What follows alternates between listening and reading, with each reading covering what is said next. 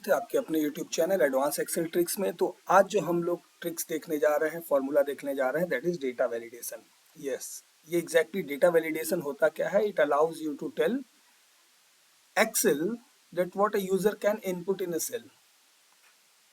User आपके जो भी सेल आपको डेटा कलेक्ट करना है उसमें यूजर क्या इनपुट कर सकता है।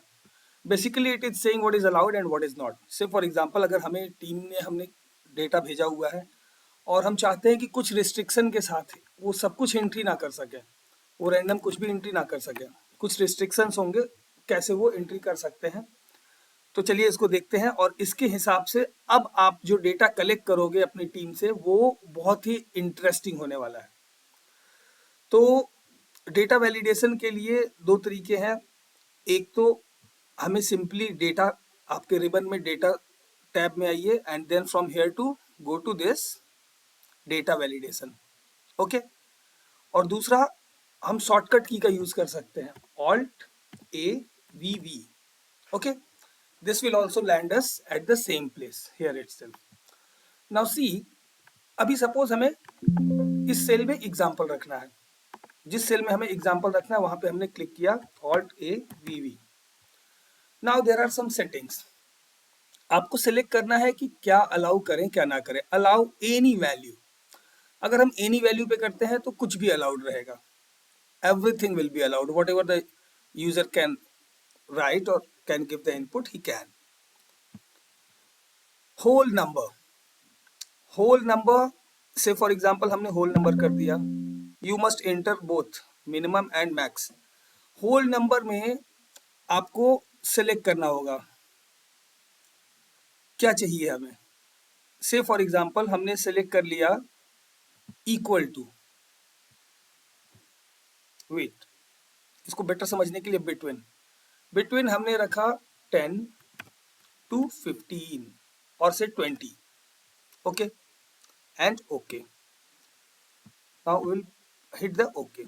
अब देखो 10 अगर हम इंटर करते हैं एक्सेप्टेड, 20 इंटर करते हैं एक्सेप्टेड, 15 इंटर करते हैं एक्सेप्टेड, 25 इंटर करते हैं no not accepted, because my dear friends what was the criteria in between 10 to 20।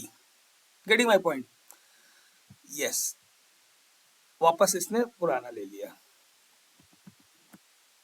अभी आप देखो 10 to 20 हमने क्राइटेरिया रखा था, तो अब हम 10 to 20 के बीच में ही इंटर कर सकते हैं and we can like uncheck here also कि नहीं, ब्लैंक नहीं छोड़ सकते, सेल को ब्लैंक नहीं रख सकते।